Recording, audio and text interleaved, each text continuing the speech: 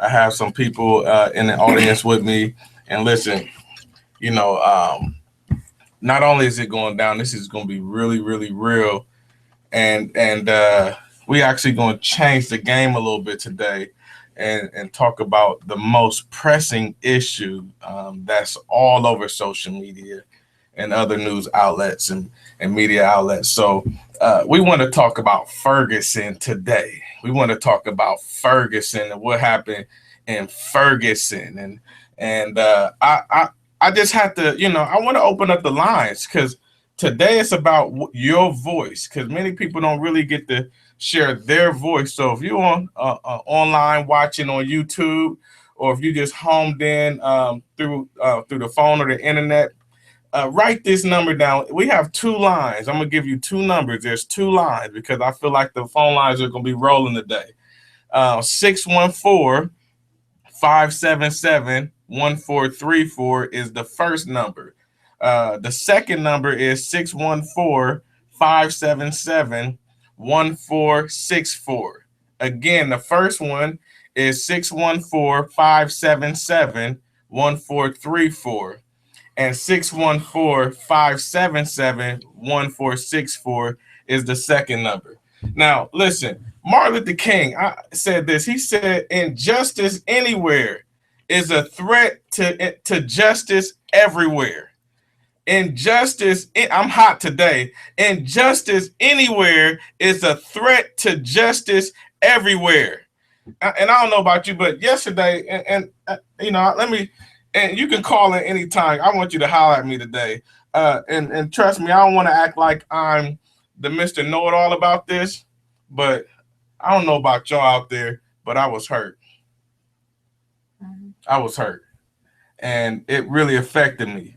And so what I want to do real quick is just, and I have some other questions and things, but I just want to kind of do a quick go around to see what people think, how they feel about what happened yesterday and those sorts of things. So anybody, just how did you feel on the results of what happened yesterday for the Michael Brown case?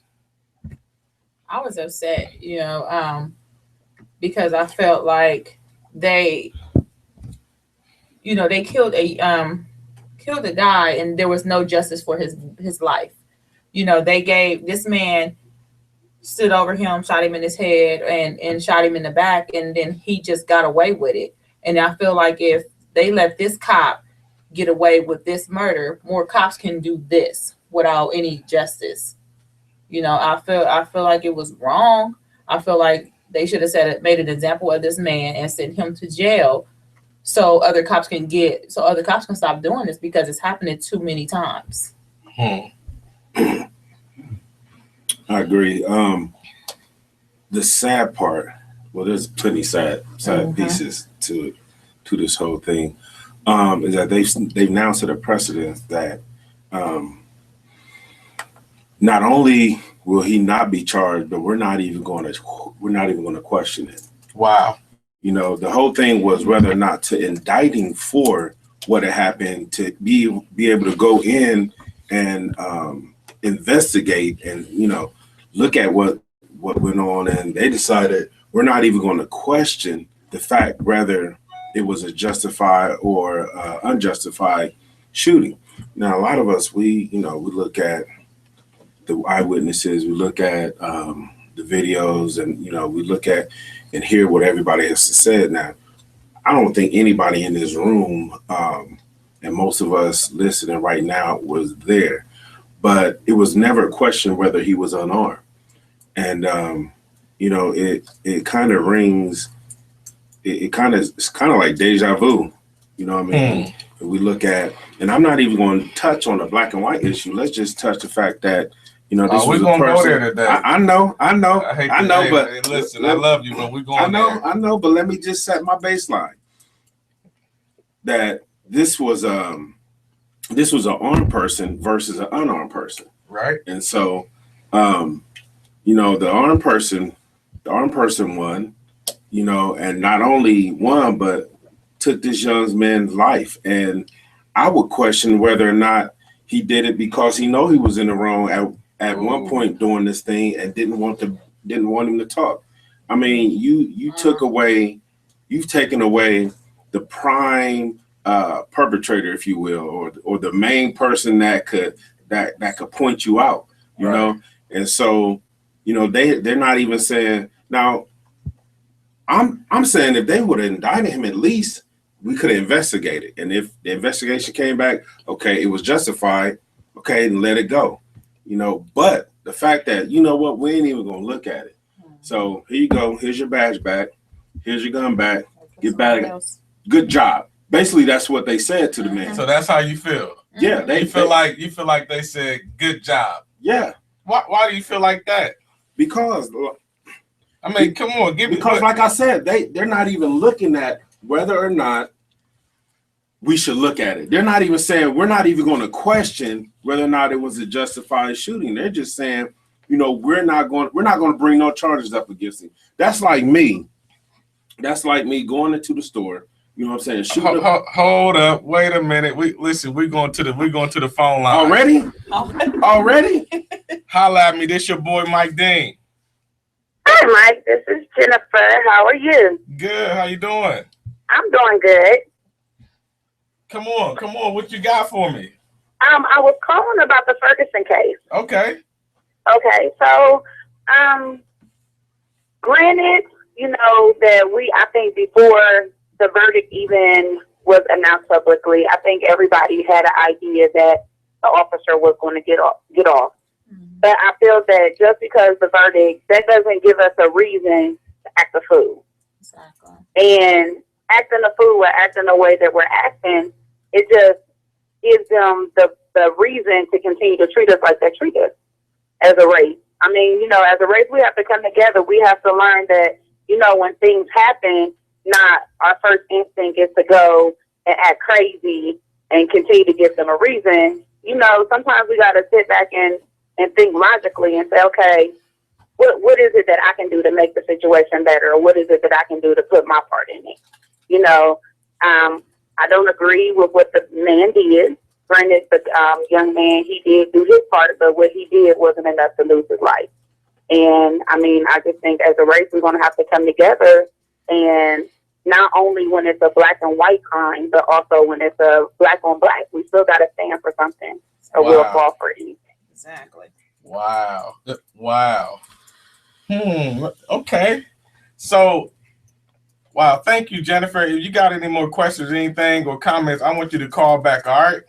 Okay, I sure will. Thank you. You're welcome. Bye. Now, Jennifer made some powerful points. Let me mess with you real quick. Now, listen. Malcolm X said this. I'm quoting Malcolm X. He said the media's the most powerful entity on earth. He said they have the power to make the innocent guilty and to make the guilty innocent. And that's power because they control the minds of the masses. Now, Malcolm X, to me, he was onto something.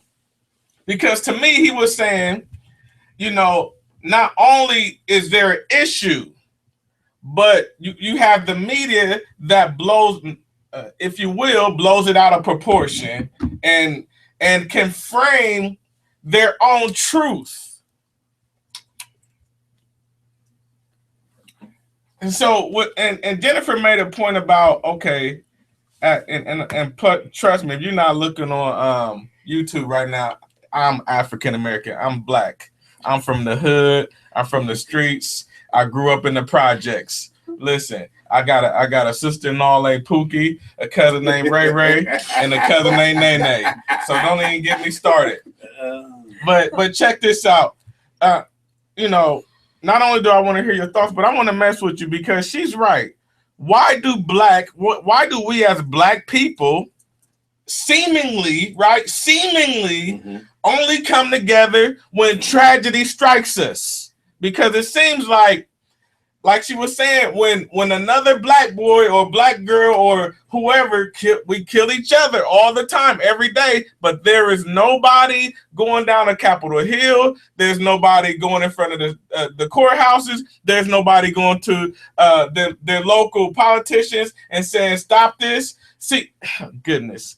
And so, but as soon as, our Caucasian brothers and sisters, step in there and make something happen, commit a crime towards an African American or even a Hispanic brother or sister, for some reason, and I'm just throwing some stuff out there. I don't want to say this is what I'm believing. I just want to spark some conversation. But for some reason, when that happens, we jump in quick and say, you know what, let's stand together now. My question is, why do we do that then when we could have did that when? That's a good question. And I can't answer for the whole people. You know what I mean? Because it's almost like, and it may sound like I'm playing devil's advocate here, but it seems like, the only time we'll do something is when we could tear something up. And you said you're speaking for yourself. Right. Okay. Well, I said I can't speak for everybody. If you will. What I'm saying? Yeah. But let's look at the mindset, not just from us, but even from the authorities. If you see a group of young, Caucasian people standing on the corner chilling, they laughing, just have, if you could picture it in your mind, they high five and just chilling, there's no threat. But right. If you see same amount young black men or women standing on the corner, they now, we got to be cautious. We have to, keep an eye out on them and whatnot. And so that's the mindset, and honestly, the problem is sometimes we feed into that. Sometimes we give a reason, and I'm speaking from experience. So, y'all don't like it, I don't care. I'm speaking from experience. So, and when I say group, it was more than just me. Right. So I got some co-defendants out there, if you will, that y'all don't have to call in and say, man, but you know what I'm talking about. So sometimes we feed into that because we like to get about it, and I'm definitely not saying that is right. I'm just trying to explain this is how it is. So can it be, even if we're doing something positive? I mean, they shut down the coming home. Most of that was positive. Most of that we was kicking it. You go down there, you feel like family. Sure, there was a couple bad seeds, but it was a couple bad seeds at the Red, White, and Boom. It was always somebody want to fight or something like that. They haven't shut that down. I want to take this a step further, because what happened to Mike Brown, and don't even get me on the 12-year-old up in Cleveland, and even one of the a former graduate of Youth Build from La Casa in L.A. and in California. In my book, and for those of you that are really interested in my book, it will be out. We had some technical difficulties with the publisher, and the book will be out by the end of the year, and I'll keep you posted. Some things happened, so we had to make adjustments, not excuses. But in my book, I talk about a story about my little brother that got murdered, and to me, it was. I'm assuming it was some gang violence or some gang activity. My brother got shot, and he fell out the car while he was driving, going max top speeds while he was hanging out, and a guy was shooting at him. Boom, they spent off. My brother fell and rolled out in the street, and this is what I was told by, eyewitnesses. And so, my brother was laying there, and the cops came and drew their guns on the guys that were in the car with my brother, while my brother was laying in the middle of the street telling the cop, I can make it. Get me to the hospital. He's and his friends told me he was saying that for 20 to 25 minutes, saying, I can make it. Now, if you're from Columbus, Ohio, this was right there by the Ohio Center. I think that was 4th Street, 4th and Chestnut. And not this is minutes away from Grant Hospital, less than like 5 minutes away, 10 minutes tops, sending out a ambulance and whatever. But they said he was telling the police, I can make it. I can make it over and over. I can make it. I can make it. And so for me, the person that shot my brother just shot him. So for me personally, I just believe the person that shot my brother isn't the murderer. It was the police officer that watched him take his last breath while he was begging for his life. And so when I look at the Mike Brown situation, when I look at what happened in Cleveland, when I look at what happened with Trayvon Martin and others, hey, listen, I'm sorry. I'm just going to listen. Something got to happen. I'm sorry. We got listen. If we're going to stand up, let's continue to stand up. If we're going to fight, let's continue to fight. If we're going to come together, let's continue to come together. Let's not just let's not put a Band-Aid on a gunshot wound. Let's go ahead and cast the mug up so we can heal and then go out there and make something happen. Let's better our own communities so we can police our own communities. It's too many of us. Oh, goodness. I hope some dope boys is listening to this. If your grandson or your son or daughter and they out on the streets and they hustle and they listen to this, you need to put them on because this is all the way 100. They want to hear this. This is a pastor talking like this. Don't forget, I'm a pastor. I'm a pastor talking like this because it's real. It's real. It's real. I had a cousin, a 10-year-old. How old was Kaya? Well, Kaya was 9 years old, got killed in a drive-by. Had nothing to do with the issue. And I don't even want to go into the details because I don't know all the details. All I know is she wasn't planning on dying. She was in the house sleep, got shot. And so, as angry as I am, oh my goodness, at the cops in Ferguson, I'm at my own dudes in the hood. Because I'm ticked off at the cops in Ferguson, and I'm ticked off at my dudes in the hood that know better. And each time somebody died, but through murder or homicide, if you will, whatever you want to call it, that's somebody's baby. That's somebody's brother. That's somebody's son. That's somebody's daughter that died. And so I'm heated, and it's sad because when I go back to my brother, he wasn't planning on dying. He had hope for 20 minutes. Can you imagine? Close your eyes if you're listening. If you on the phone, you better close your eyes. Listen, can you imagine laying there in the street? You can't move a muscle, and you telling the police, look, if you just get me some help, and the police turn a deaf ear and look the other way. And then, and not knowing all the particulars of what happened with Mike Brown, but from what I gathered, once the cop shot him once, then he shot him multiple times. If the dude down on the first time, hey, man, cuff him, call for backup. You don't gotta shoot him down. That's right. That's right.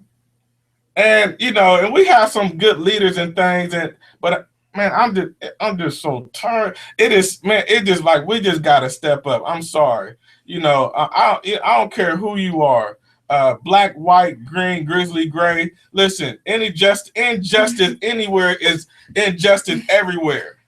Injustice anywhere is a threat to justice everywhere. Martin Luther King, and I'm like your boy Gandhi. He said, "Be the change you wish to see." And when my brother died, watch this, 4 weeks later, and I hope he's listening because I love him, my older brother got shot 4 times and left for dead by another black brother. And my brother, he told me, he said, while he was getting shot, he told the dude, he said, man, don't shoot me no more. Haven't you shot me enough? Wow. Now, come on. Come on. I need some callers. 614-577-1434. Holler at me. 614-577-1434. The other number is 614-577-1464. And I know some of y'all heated, probably even more angry than I am. But it's not all good. I'm not even gonna play. I'm not even gonna play with it today. I'm not gonna sugarcoat it. Here we go. Holla at me. Hey, brother Dean, it's brother Parker calling from New York City, man. How you doing?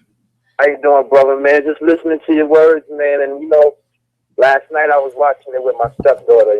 My sons was at their house with their mom, and first thing my stepdaughter said to me was, "So cops get away with everything." Like, how do you even say that to a young lady? How do you even answer that to a young lady and give her an answer and say, "No, they don't get away with everything. With everything that she's seeing on TV, brother, she's seeing them get away with it." And yet still she seen me get up every morning and go to work and work with these young people at youth for the program in East Harlem.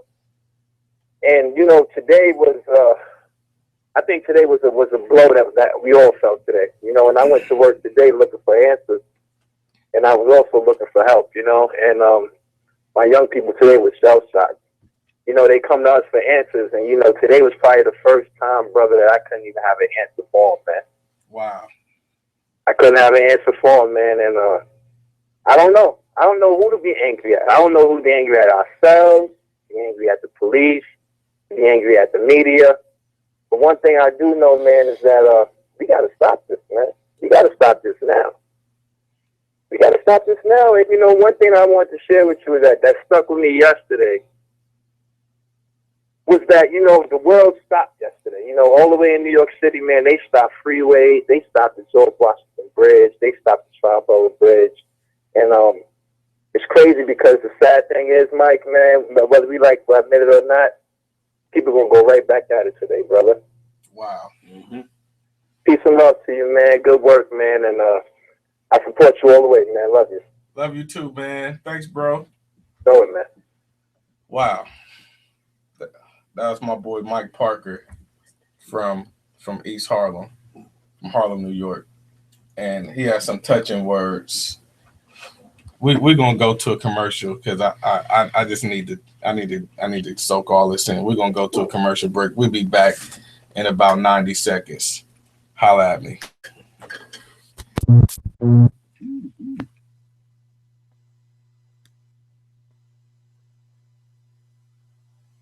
Radio, Mike Dean on me.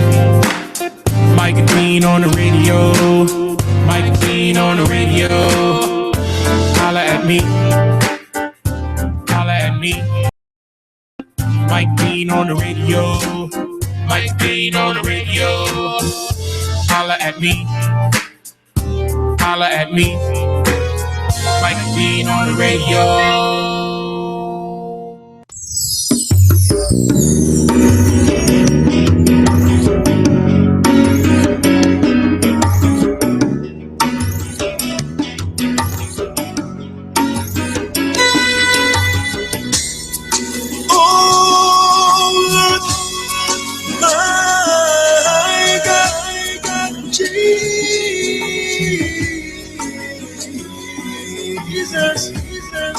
I will speak of your glory.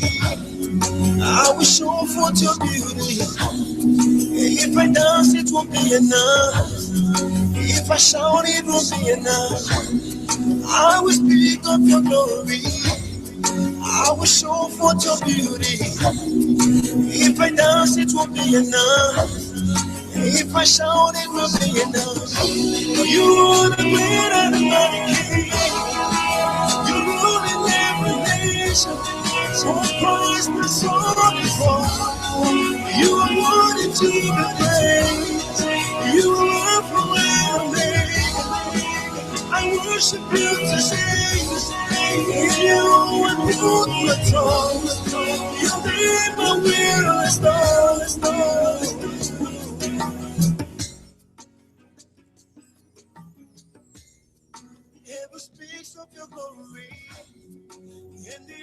of your beauty. Your love is new every morning, and your faithfulness is never short. The same never speaks of your glory and the earth of your beauty.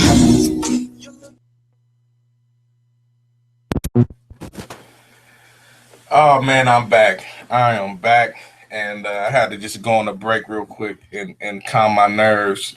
All those that called in, I really appreciate your thoughts. Um, Again, if you want to call in, because let's talk about this. We just kind of having a roundtable discussion on how you feel about this, and if you can think of any solution or just a thought that can help make things better, if you will. I don't know. I'm not saying things are going to get better overnight. Mike Parker made a good comment, a great comment. He said, as united as we were yesterday, and I'm paraphrasing, things went back to what it used to be in 24 hours. So we went back to the block selling drugs to our neighbors, to our in our community. We went back to gang banging. We went back to um, just doing a lot of the negative things that happen. And I'm not. This is not no indictment because a lot of people in our communities, they work, they take care of their families. You have a lot of good fathers, but there's a lot of things that's happening in our community that we are hurting ourselves. And so when I look at, and we were just discussing over break that kind of comparing and contrasting between what happened with Trayvon Martin, the Trayvon Martin case versus the Mike Brown case. In my opinion, I think um, I don't want to say one was worse than the other, but what I do want to say is that the Trayvon Martin case, that was an experience that we experienced together, and we felt that. But then when the Mike Brown case happened, it was like we wanted to see, and it's like we were sitting back on the edge of our seats. It's almost like we saying we want to see if you're gonna do it again. We want to see if the system is going to do it again. If they're going to let another man off that committed a crime, and from what I know, and I may be wrong, but there was either footage or there was audio of gunshots and gunfire. Now, I'm no detective or nothing like that, but I know when they want to set up mafia, drug dealers, or whoever they want to set up, and they put what's called a wiretap on them. I watched a lot of movies, and they put a wiretap on them, and they go in and they act like everything is cool, and they try to catch some information that they can use against that person to put them behind bars. Now, these police cars are equipped with videos, with dash cams that records audio. Now I don't know exactly how those systems work because I haven't been in a police car in a long time. But it got the sound, it got the audio of the gunshots, the gunfire, and are you telling me that's no proof? You telling me that's no proof? No evidence that a crime was committed and this man get to walk away? No.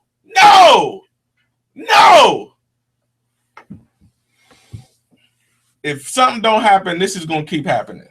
And I'm not saying go out there and burn buildings. I'm not saying go out there and tear up your communities. I'm talking about unite with one voice, with one mind. Tupac said this. He said, "I might not be the one that changed the world, but I can be the one that sparked the brain that changed the world." And I don't know about y'all, but it's time. I don't know. It's just time to do something. And I know there's an initiative out there called the My Brother's Keeper initiative that myself and others are a part of. But there's other things that we can do in our local community. I know Gandhi said, "Be the change you wish to see," but there's something that we can do to stop. It's one person at a time. It's training your kids to stay away from that stuff. It's doing all you can because back in the day it took a village to raise a child. Mm-hmm. And nowadays, people are just on their own. People don't want nobody to say nothing to their kid, and you know he bad. Mm-hmm. And so then he grow up and be the one that's crazy because he got away with so much because you want to get on everybody about your kid. Listen, we got to go back to some root stuff. We got to go back to making things our communities a safer place.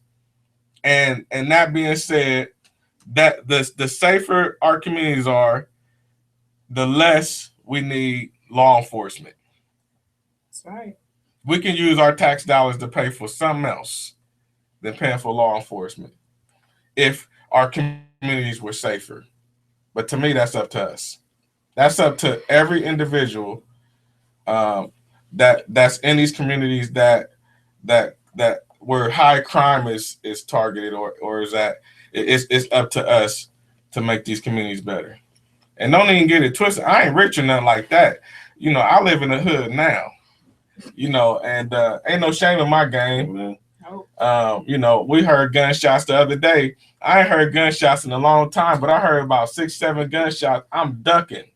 I jump on the ground, jump out. Hey, look, because you just don't know. Bullets don't got no name on. I'm grabbing my kids. Yeah. I'm like, we got to move out of here. I'm trying to come back to my community because I can easily live in a better area. But I'm like, okay, if I'm gonna be the change I wish to see, then let's move in the hood too. Mm-hmm. But then now I'm nervous because I don't want my kids to get shot by stray bullets. I don't carry no firearm. I don't have no weapons at home. So, I ain't trying to be shooting nobody. Now, if somebody break in my house, we gonna box at least. Look, you know what? I still got hands, and God knows He gonna have to forgive me. But I'm just in one of those hate the devil moments because it's so. We're at a place now where we have the opportunity because now we have times like this. You can either take advantage of or you can kind of let pass by. Now that the nation is listening for a short moment, because this window is going to close. Mm-hmm. You have a short moment to get in as many ears as we can to help make our communities and our environments a lot safer, so that it's better for education, it's better for family growth, it's better economically, it's a more positive environment to raise your kids at, your children at, and just those sorts of things, and being able to walk to the store without feeling like you might get robbed. We have that window now to start challenging ourselves and keep our, not only challenge ourselves, but challenge the system. Now, and that goes back to voting. This is where voting comes in. Who you think the commissioners and things they hire the police chiefs and stuff like that. Mm-hmm. So I don't know who's the commissioner or mayor or whoever in Ferguson, but hey, listen, hey, if you don't vote, you don't got no voice for real. It's true. Some people say, well, I don't vote because nothing gonna happen anyway. Yeah. That's what you feel, but that's not the truth. If enough of us vote and we come together and we learn the issues and we know what's happening in our communities, we know what the levies are and things that are up, we can know what to vote for to make our communities better. In fact, if we came together enough, we can actually put things on the ballot ourselves by passing them around. I forgot what you call them, petitions to get something on the ballot. And to make our communities better. And if enough of us sign those petitions, but I can't go to your house because you don't want to open your door. And so I done talked enough. Somebody call 614-577-1434. 614-577-1464. If you don't feel like talking, hit us up with a text 614-377-4592. 614-377-4592. Yo. So how does us coming together and unifying help the situation? Well, one of the things I've noticed, and I think we had a conversation about this earlier at work, is somebody stated that, the cop, for all intents and purposes, may have been, nervous, scared.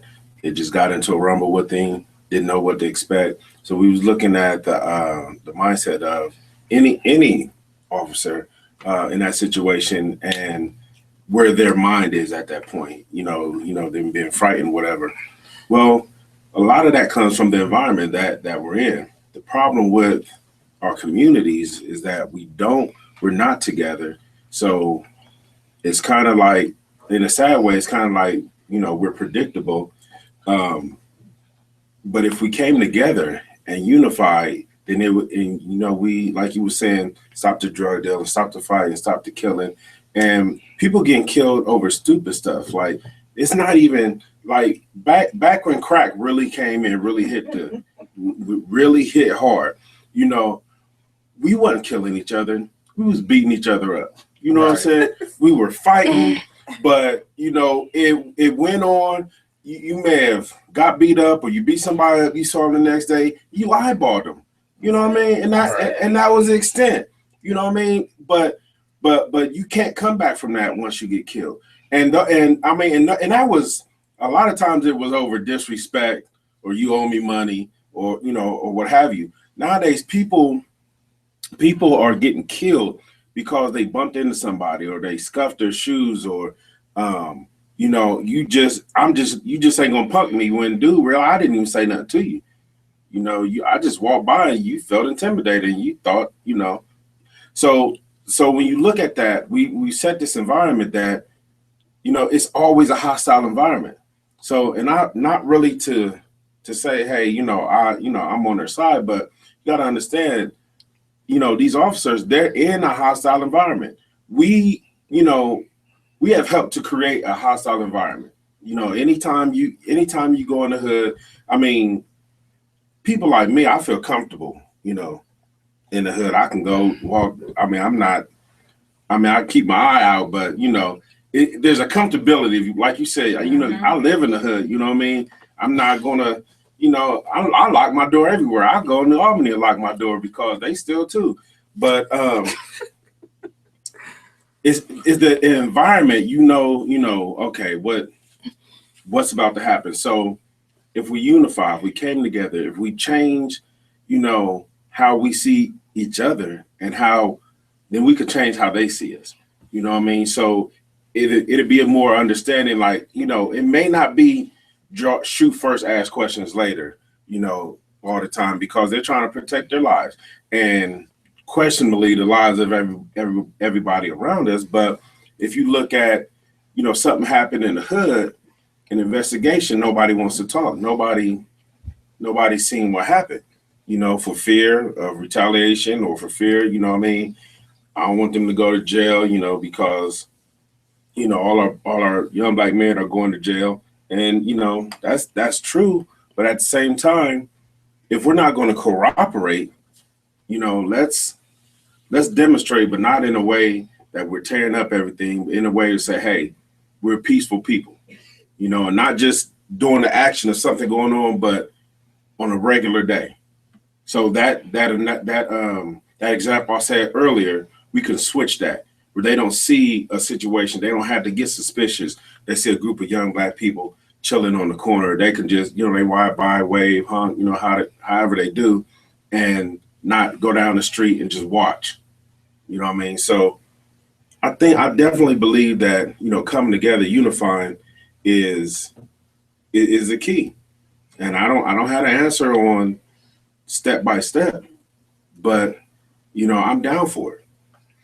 Go ahead. No, go ahead. One of the things that I captured from this, because there were some good things that happened in terms of the unifying.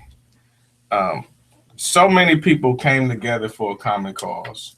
and for these moments, everyone was family.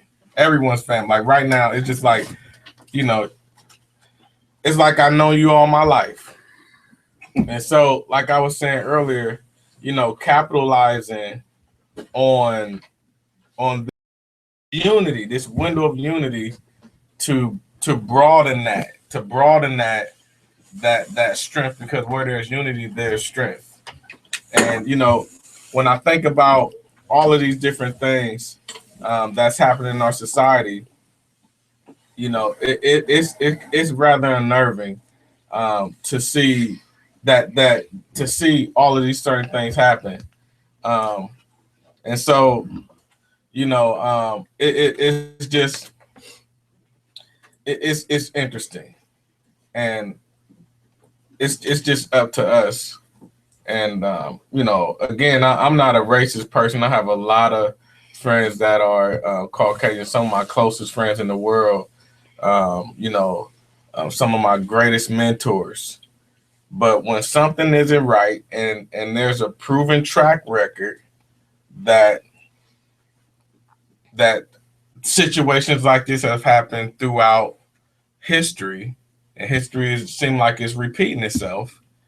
Um, you know, because you got good and bad people in every culture. The Bible says in every house there's vessels of honor and vessels of dishonor. At some point, we gotta stay together. Mm-hmm. At some point, we gotta stay together. I don't care if you're Muslim.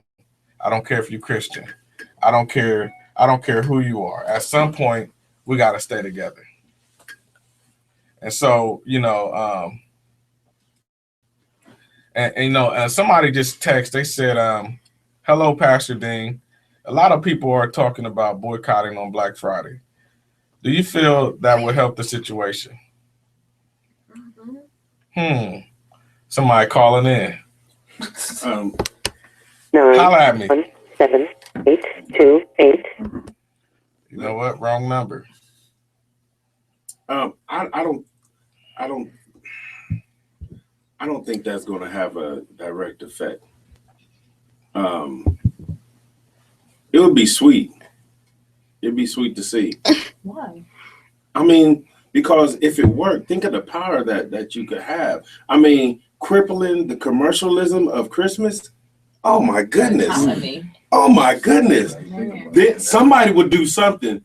They would call into, listen, y'all got to stop all this violence because it's affecting our money flow. They boycotting black. And just think if you get, I'm not talking about just black people. I'm talking about white people too. High end, you know, they roll around in beams. They sitting out there, just sitting in front of the store.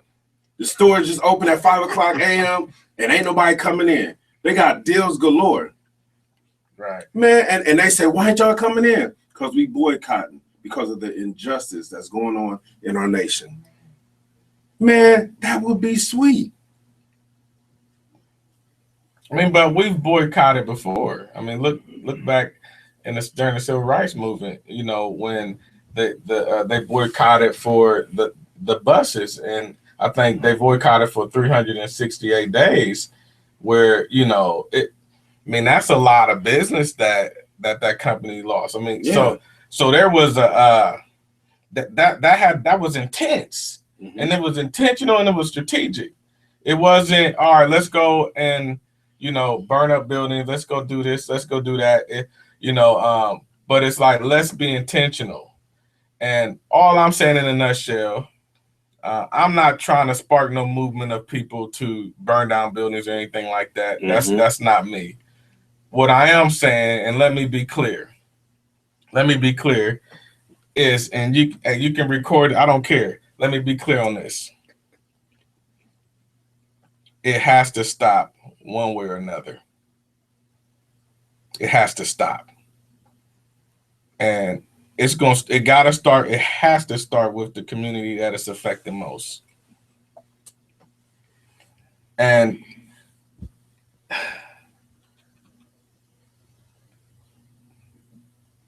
I sold drugs. I hung out in the hood. I did all that stuff almost 20 years ago. And I used to be so afraid of the police when I walk down the street. Like, I see like other enemies and things, and I'll be ready to pull my strap out, and whatever happens with my enemies. That's my same color. But then as soon as the police just ride past, and then they slow down a little bit, I'm ready to run. Mm-hmm. Why is that? Like, are we being herd like cattle? Are you serious? Riddle me this, Batman. Why? You know what? I ain't even gonna go there because I'm gonna say this stuff at home. But I think that has a lot to do with, fear of the repercussions of our actions. Because now you don't care. I mean, who in this room, just blink your eye, care whether or not the police behind them, you driving down the street. Because, most of us, we're in a place in our lives where we ain't gotta worry about throwing no drugs out the window. You know what I mean? No warrant. So if you pull me over, you just really wasting your time. Unless I was speeding, you know what I mean? And then, okay, that's a speeding ticket, but I'm not going to jail. You know what I mean? So we're not worried about that. So what am I saying? I'm saying let's work on changing our lives. Let's work on. We had a discussion with some young people a while ago, and you mentioned the police to them, and they just lose it. They just like start twitching, and no, police. What? Why? I mean, what is you? Are they after you in particular? No, it's just that. I mean, these people that they didn't have no warrants. They just living in that stigma of the police and what they do, but that they don't understand. If you're in the right, and I'm not saying that necessarily happens, it's true all the time, but you have a greater chance of not being bothered by the police than you do if you doing something where and I wasn't doing nothing. But honestly, that he's been watching you like all day long and saw what you was doing. Wow. I mean, like I said, I used to do the same thing. You know what I mean? I got away a couple of times. I don't know how many times I got pulled over with an ounce of weed on me, and they just didn't check right there. You know what I mean? So I'm like, whoo, so, but there's other people, they don't have that. Like, they get caught every time. They could have like a doobie, and they get pulled over, and now you're like, what you got in there? Hey, brother L, we got brother L with us. I think he got something to say. Yeah, I think we've been brainwashed for real since we've been little, like as far as fear of the police, fear authority figures, and then by us being minorities and poor, we chose to take certain negative routes that led to like drugs, selling drugs and things of that nature. So of course, then that fear isn't because you doing wrong. You know what I mean? So when you see the police or something like that, yeah, we would get scared. You know what I mean? And I used to be terrified for real. Like I have authority.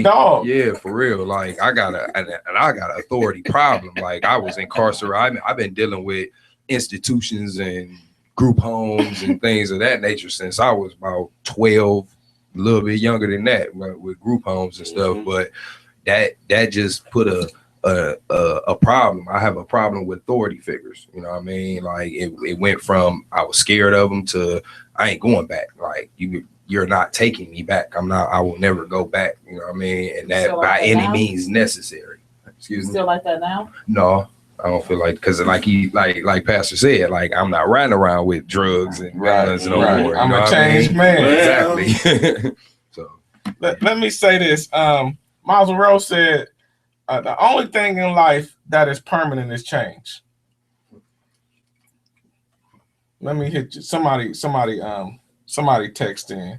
They said, I think the boycott for Black Friday is a great idea, but I feel we need to do something greater, starting with Black men stopping violence amongst ourselves. Mm-hmm. That's why the police feel they can add to the violence we are already doing. Yeah. So, yeah. Where is that? Okay. Yeah. What? Yeah. That's why the police feel they can add to the violence we are already doing to our own people. If my people that are called by my name will humble themselves and pray. And I don't know what y'all gonna do, but I'm gonna start on my knees. Thank you, Jesus. I'm gonna start on my knees and pray that God give us wisdom, that He give us a sense of peace, that He restores our sense of pride and confidence and self-belief, self-determination, personal development. I think our communities would be a better place. I ain't asking for everybody to be perfect. Nobody's perfect. But what I am saying is we can do things to make it better. Does better mean perfect? I don't know. It's better. But it's better. But again, the first thing I'm going to do, like I've been doing, is pray.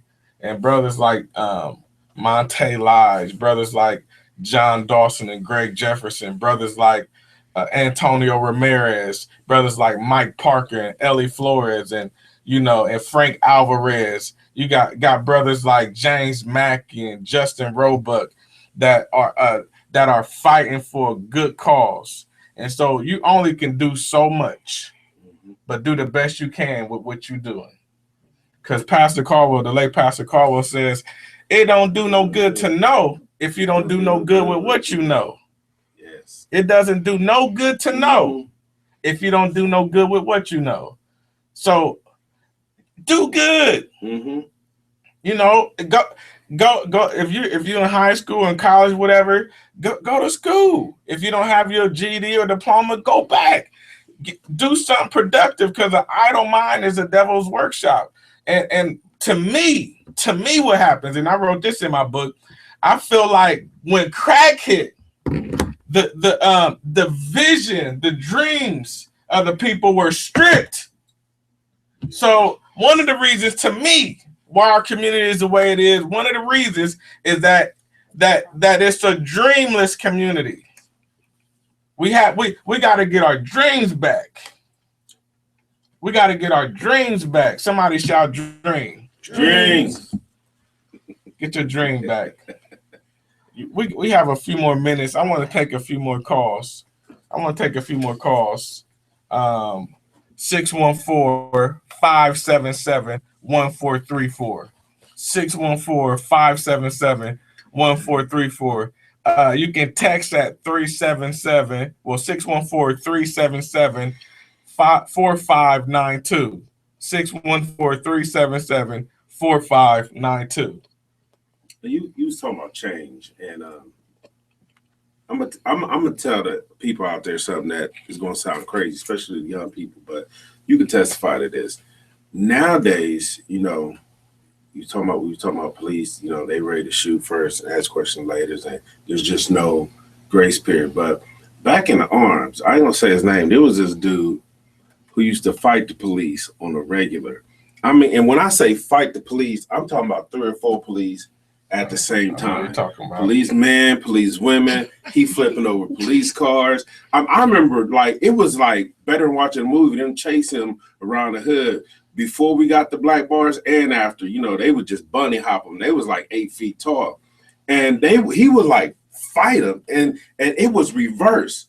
When he saw the police coming up, it's he went after them. But am I telling the truth? Telling the truth. And it was they just went to fighting. They wasn't there to fight, but they knew it was going to go down. Just like we feel. We see the police. Oh, they about to start something. And it was crazy. So, Brother Ed was saying, from a young child we learned. But when we was growing up, we knew that we could at least fight them. We didn't. If we had to, we weren't trying to, but we never had it in our mind that we was going to get shot. I wrestled with a couple, but, and lost, but, I'm still here. So change over the years and the hostility grown and, people, okay. We got a call. We got a caller. Holla at me. Hey. I was just calling in because I guess I just have a little bit to say about the Ferguson case as far as just being a woman of color. At what point are just us as color folks, as color people, young men and women, are we going to understand what we need to do? Like, are we going to start really just trying to pay attention to what's going on out here? Like, you know, the police, they're meant to be there to protect and serve us, but they're not protecting us at all, at least for the most part. True. And it gets frustrating when you have young sons who are going to be out there. You try to keep them off the street. You try to do this. You try to do that. And listening to your show, I kind of see that. I know you guys are talking about what you're talking about on one side as far as the parents not, you know, the fathers not being in the home. But we got a lot of stuff that we got to do. A lot of stuff that we have to work on. I mean, it's that's where it starts from, but it's bigger than that. Like, what in the world is everybody going to do to try to make this better? How can we become unified and everybody else can become unified? At what point are we going to be able to check ourselves and say, where do we want to be? I'm tired of hearing these people complain, because I've heard a few people today complain about how many jurors was white on the jurors on the thing, and how many black people were on there. But then those are the same people that turn right around and wanted to smoke some weed, or they wanted to do something that they wasn't supposed to do, and then they just went and they just turned that switch off and started talking about something that was totally irrelevant to what we were already talking about Ferguson. And I know I might sound a little mixed up right now, but I mean, that's just how frustrating it causes you to be, because it's just all these different emotions and all these things that just, right now, color folks, it's really not making me happy. Wow. It's not making me feel like I'm comfortable with myself right now. It doesn't make any sense. I just need some help understanding. Wow.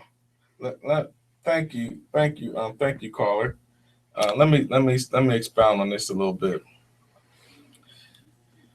And as I digress, as we land and be ready to close, one of the things I know for a fact is that change in terms of things like this, making the community better and things of that nature, it starts with the individual. It starts with the individual recognizing I have a purpose and concretizing their goals, developing a plan, being around like-minded people that are on a path toward making things better. And so what happens is we and I don't know if I'm saying it right, because I don't cross all my T's and dot all my I's, but we're so individualistic, if you will, if I made that up. But we're just so to ourselves. It's about, I gotta get mine. You gotta get yours. I gotta get mine. Okay. You gotta get yours. Get yours.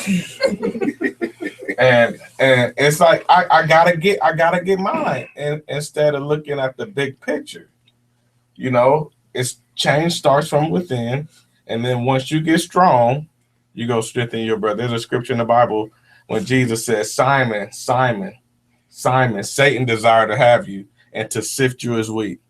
He said, but I pray that your faith fail not. And when thou art converted, or when thou art strengthened or converted, strengthen your brother. In other words, when you change and you know who you are, and you're making things happen in your life, then you can go and help somebody else and teach somebody. Don't hide the tools no more. Teach your sons. Teach the community. That's how we're gonna make it better. Find like-minded people. Train the young people, because prevention right now is probably our best option. Is prevention. The young people that haven't totally been converted to what society is today. You know, the people that are in my age group, we got to have as many like-minded people to come together. And to me, the older people, you know, can school us a little more. We got another caller. Holla at me. 9178. The devil is a lie. They're gonna keep playing with me. That's the system. Agent Smith. So but at the end of the day, and I saw Brother L nodding at this, it's about getting yourself together. I gotta get myself together. I gotta get my credit right. I gotta my relationships, I gotta take care of my children. I gotta take care of my home. I gotta be a good teacher. I gotta be the one to practice what I preach. And I think practicing what you preach is contagious. If you're one way at work, but then when you come home, you're somebody else, and then your kids look at you like that. That's mom. That's not. You know how at church, you got some people that at church they don't cuss. And I ain't talking about like I'm not talking about the people that are trying. But I'm talking about people that's been there for years that know better, and then they go home be cussing everybody out. How you think your kid's gonna be confused? Yeah, they like okay, so when I go in this environment, whether it's a work environment, whether it's church, whatever it is, I think you got to be the same person. And T.D. Jakes said it best. He said, because you got to be comfortable with who you are. He said, why be a cheap copy when you can be a great original? Yeah. Nobody can beat you being you. Be you, but be the best you. Mm-hmm. Don't die with those books. Don't die with those movies. Don't die with those tapes. Don't bury none of that stuff that's in you. When you die, hey, look, die empty. Don't give the graveyard nothing. And so we can't waste time. We can't waste time. Today, I've been going at it hard every day. I'm going hard. It's not a day that I don't waste days. I don't waste days. I might work on Thanksgiving. I'm gonna be doing something to. I'm telling you, because it's about making something happen. And when you have a vision, you don't sleep at night. When you have a vision, and my prayer is this, that the Lord restore your vision. Because in your vision, there's confidence. In your vision, there's provision. In your vision, you have to plan. When you see your vision, you have to plan it. You have to look at your vision and look at and start creating and developing a plan to take the action steps you need in order to get to the destination that you need to get to. And you can't give up, because life ain't going to be easy. Life isn't always going to give you everything you want. We just got to take. Heaven suffers violence, but the violent take it by force. May the force be with you. All right. May the force. Listen, if we're going to make our communities better, if we're going to make our lives better, it starts with us. But you got to have a vision. You got to have a plan. And you got to keep yourself preoccupied with making sure yourself better. Read books. Read as many books as you can. So many people will say, I don't like reading books. I ain't reading no books. Then I don't know how you're going to grow. Because if you don't want to learn, you stop growing. People feel like they already know. They know everything. To me, I'm a life learner. Get around people that can teach you. I learn from my enemies. I learn from my haters. I learn from people that do me wrong. I can learn from anybody.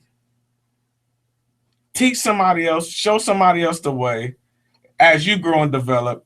And I have to do better. Like for me, I feel like there's another level in my life, and that's what I'm trying to do. He said, I count myself not to have apprehended, but there's one thing that I do know, that I'm pressing toward the mark of the prize of the high calling in Christ Jesus. There's a mark that I'm going after, and because the race is not given to the swift nor to the strong. It doesn't matter how fast you are, how strong you are. This is an endurance race. This is an endurance race. Life is an endurance race. So when I look at what happened in Ferguson, what happened with Trayvon Martin, what happened up in Cleveland and LA, all over the country, listen, if we're going to make our communities better, it starts with the individual. It starts with individual homes. It starts with the individual. So I'm about to be out of here. If I don't get no more phone calls in like T-minus 15 seconds, Holla at me is going to be over for the day. Hey, let's give God a hand praise.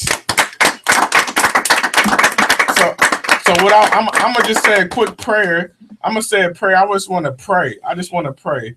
And then we're gonna get out of here. Father, I thank you. I thank you for waking a sleeping giant. I thank you for allowing us to have life, health, and strength, to giving us the wherewithal to be the best we can be. Father, I thank you for all those that are around me, for all those that are over the airways that are listening. I speak life. I speak unity. I speak strength. I speak provision. I speak wealth. I speak prosperity. I speak unity. Father, have your way. I rebuke anything that the enemy is trying to do to hinder your move, to hinder your will. Lord, I thank you and I bless you at all times. Lord, I pray for the Brown family. I pray for the Martin family. I pray that you give them strength. The boycotts that are happening, Lord, I pray, Lord, in the name of Jesus, that peace be still. In the name of peace be still. In the name of Jesus, oh God, soothe the atmosphere with your spirit.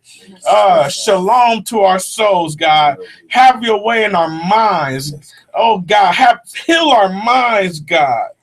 Oh, in the name of Jesus. And as I conclude this prayer, I just want to say I love you and I thank you to all the audience and to the Lord in Jesus' name. Amen. And